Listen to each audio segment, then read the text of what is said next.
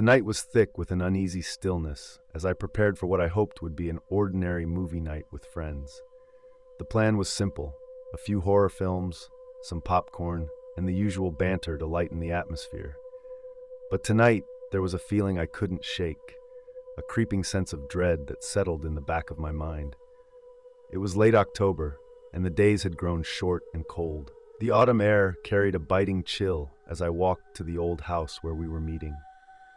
It was an isolated place on the outskirts of town, long abandoned and rumored to be haunted.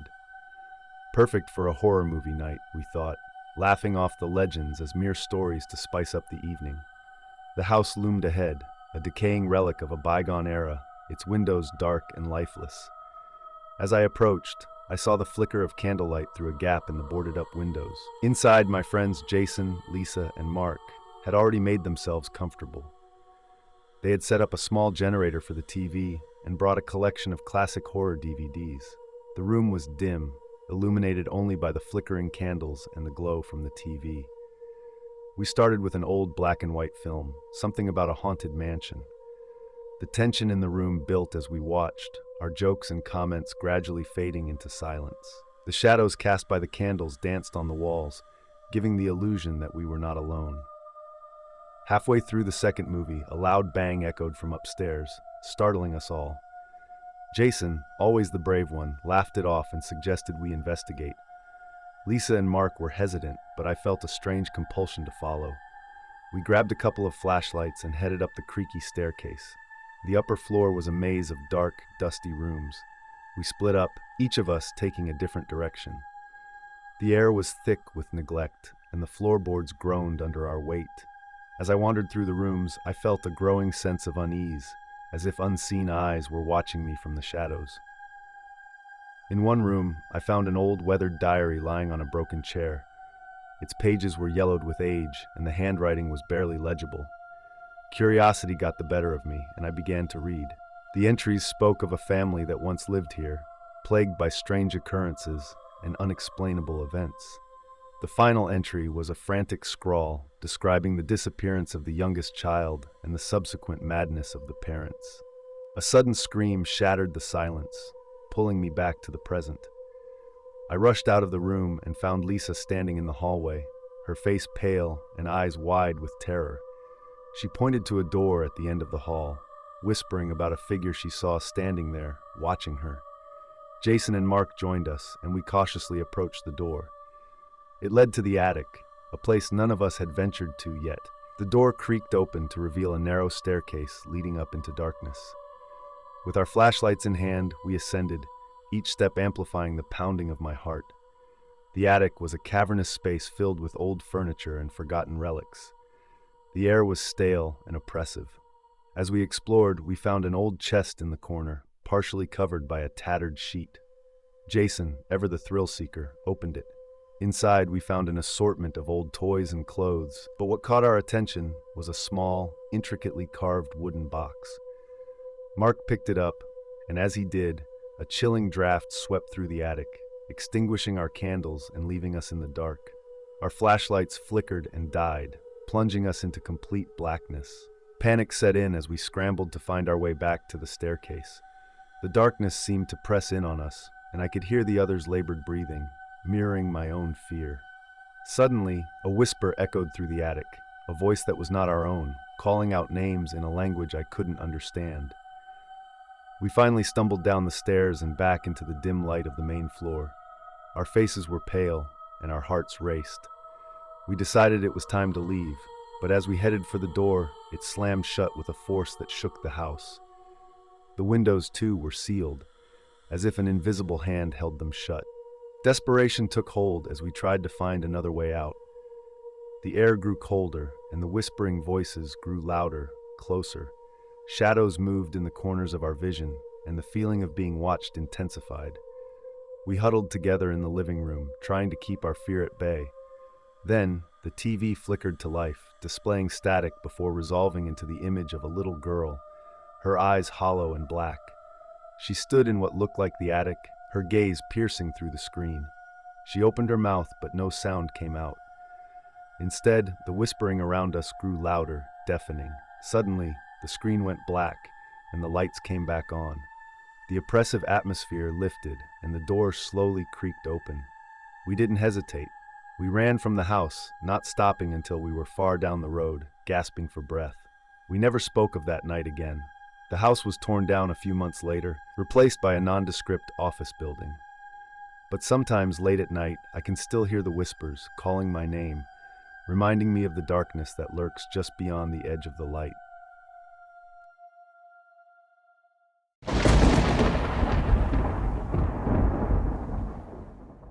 It was supposed to be a simple, fun-filled night, a way to unwind after a grueling week at work.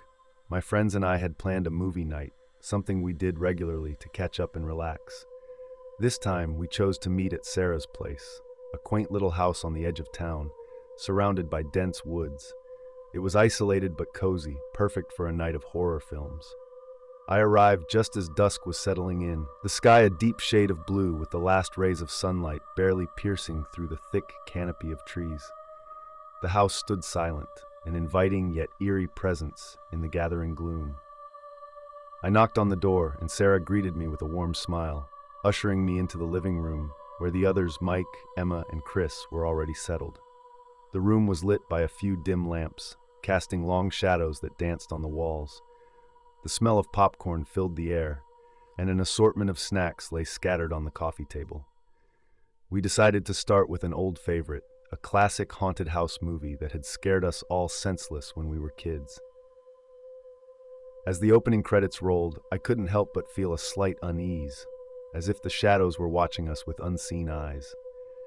The first movie ended without incident, and we were well into the second one, a more modern film about a cursed videotape, when the power went out. The TV screen flickered and died, plunging the room into darkness. We groaned in unison, thinking it was just another one of those random outages that happened often in this remote area. Sarah fumbled for her phone, using its flashlight to navigate to the kitchen where she kept candles. We laughed nervously, trying to shake off the unease that crept in with the darkness.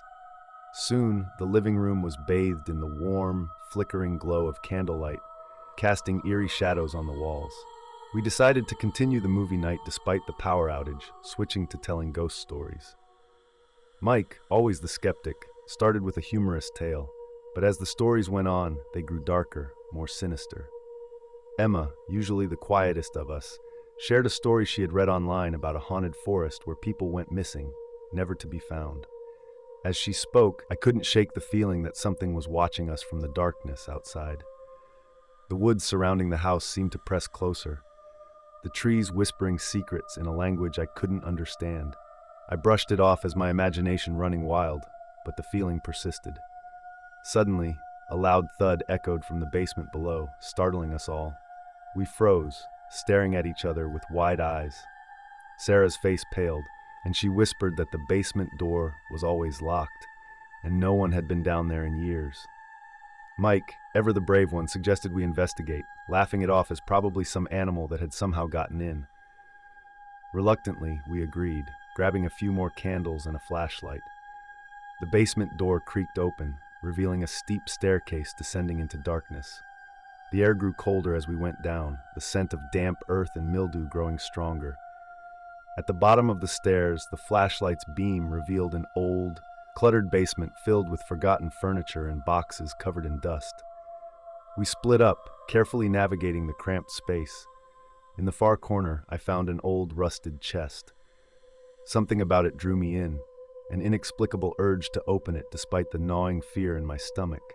With trembling hands, I pried it open, revealing a collection of old photographs and trinkets. The photographs were faded, showing a family that must have lived in this house decades ago. But there was something off about them. Their faces were blurred, indistinct, as if they had been erased. A sudden cold draft swept through the basement, extinguishing our candles and leaving us in the dark. The flashlight flickered and died, and panic set in. We scrambled to find our way back to the stairs, but the darkness seemed to press in on us, thick and suffocating. Whispers filled the air, soft at first but growing louder, more insistent. They spoke of pain, loss, and anger, voices overlapping in a maddening cacophony. I felt a cold hand brush against my arm, and I screamed, bolting for the stairs with the others close behind. We burst back into the living room, slamming the basement door shut and leaning against it, our breaths coming in ragged gasps. The whispers had stopped, but the house felt different now, colder and more oppressive. We decided to leave, not bothering to gather our things. As we stepped outside, the air felt lighter, the oppressive atmosphere lifting. We hurried to our cars, glancing back at the house only once. It stood there, dark and silent, the shadows seeming to pulse with a life of their own. I didn't sleep that night, the whispers and cold touch haunting my thoughts. The next day, I called Sarah to check on her. She answered, her voice shaky.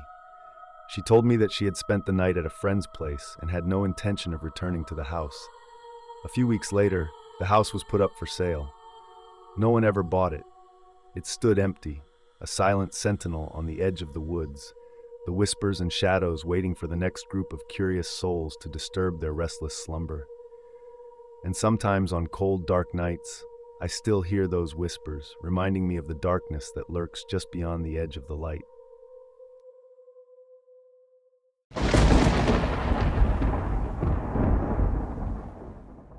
We'd planned our movie night for weeks. After a long stretch of stressful work and personal struggles, the idea of a cozy evening with friends was a welcome respite. This time, we decided to hold it at Josh's new apartment, an old building downtown with a bit of history, a bit of charm, and a lot of creepy stories. I arrived just after sunset, the city lights casting a faint glow on the cobblestone streets. The building loomed above me, a relic from another era, its facade dark and imposing. As I entered the lobby, I couldn't shake the feeling of being watched, the echoes of my footsteps amplifying my unease. Josh's apartment was on the third floor. The elevator creaked as it ascended, and when the doors opened, I was greeted by the familiar faces of my friends, Josh, Carla, and Tom. We exchanged hugs and set about arranging the snacks and drinks, the atmosphere light and jovial. We started with a light-hearted comedy, easing into the evening. But as the night wore on, we shifted to the main event, horror films. The first was a slasher flick, predictable but fun. The second was a psychological thriller, its twists and turns leaving us on edge. By the time we started the third movie, an obscure foreign horror film recommended by Josh, the mood had darkened. The film was about an ancient curse, an evil spirit that haunted a remote village. The imagery was disturbing, the soundtrack filled with eerie whispers and dissonant tones. As the movie reached its climax, the power abruptly went out, plunging the apartment into darkness. We sat in stunned silence for a moment before Josh grabbed his phone and turned on the flashlight. "Must be a blown fuse," he said, trying to sound casual, but failing to mask the tremor in his voice. Carla suggested we light some candles while Josh checked the fuse box. We scattered the candles around the living room, the flickering light casting unsettling shadows on the walls. As Josh fiddled with the fuse box in the hallway, I noticed something strange. The shadows seemed to move independently of the candlelight, twisting and shifting in unnatural ways. Josh returned, a puzzled look on his face. "The fuses are fine. Must be a building-wide outage," he said. We decided to wait it out, settling back into our seats and attempting to make light of the situation. But then we heard it, a faint, rhythmic tapping coming from the wall behind the TV. Tom, always the skeptic, brushed it off as the old pipe's acting up, but the tapping grew louder, more insistent, echoing through the apartment. "Maybe it's the neighbors," Carla suggested, her voice shaky. Josh shook his head. "The apartment next door is vacant. I checked when I moved in." We all fell silent, the tapping now accompanied by a low, indistinct murmur. The atmosphere grew heavy, the air thick with an unspoken dread. I could see the fear reflected in my friend's eyes, mirroring my own. Suddenly, the tapping stopped, replaced by a soft, scratching sound, like fingernails dragging across wood. It seemed to be coming from the hallway. We huddled together, our eyes fixed on the dark corridor leading to the bedrooms. Without warning, the scratching ceased, replaced by the faint sound of footsteps, slow and deliberate. They grew louder, closer, until they stopped just outside the living room doorway. My heart pounded in my chest, each beat echoing in my ears. The candles flickered violently, then extinguished, leaving us in darkness. I fumbled for my phone, but my hands were shaking too badly to find it. Just as panic began to set in, the power suddenly returned, the harsh light of the overhead lamp blinding us momentarily. When my eyes adjusted, I saw Josh standing in the hallway, pale and trembling. "There's someone in the building," he whispered. I saw them through the peephole. They were just standing there, staring at the door. We debated calling the police, but Josh convinced us to check it out first, thinking it might be a prank or someone from the building. Reluctantly, we agreed. Armed with a baseball bat from Josh's closet, we crept toward the front door. Josh peeked through the peephole again and then slowly opened the door. The hallway was empty, but a chill ran down my spine as we stepped out. We checked the other apartments on our floor, all of them locked and dark. As we made our way back to Josh's apartment, we noticed something odd. The door to the basement, usually locked, was slightly ajar. Against our better judgment, we decided to investigate. The basement was a maze of storage rooms and old, unused equipment. The air was cold and musty, the dim light from our phones barely cutting through the darkness. As we ventured deeper, we heard the footsteps again, echoing from somewhere ahead. We turned a corner and saw a figure at the end of the corridor, their back to us. They were dressed in old-fashioned clothes, like something out of a Victorian portrait. The figure stood motionless, and then, as if sensing our presence, it turned slowly to face us. The face was pale and gaunt, eyes sunken and hollow. A twisted smile spread across its lips as it began to walk toward us. We froze in terror, the air around us growing colder with each step it took. Tom broke the paralysis, shouting for us to run. We bolted back the way we came, the figure's footsteps echoing behind us, faster and closer. We reached the apartment and slammed the door shut, locking it and bracing ourselves against it. The footsteps stopped just outside the door, and then silence. We waited, breathless, until we were sure it was gone. Josh called the police, but by the time they arrived, there was no sign of anyone in the building. They dismissed our story as a prank or a collective hallucination brought on by stress and fear. We never found out who or what had been in the building that night. Josh moved out a week later, unable to shake the feeling of being watched. We tried to go back to our normal lives, but the memory of that night lingered, a dark shadow that refused to fade. And sometimes, late at night, when the world is quiet and the shadows seem to move on their own, I hear those footsteps again, a reminder that some things are better left in the dark, unseen and forgotten.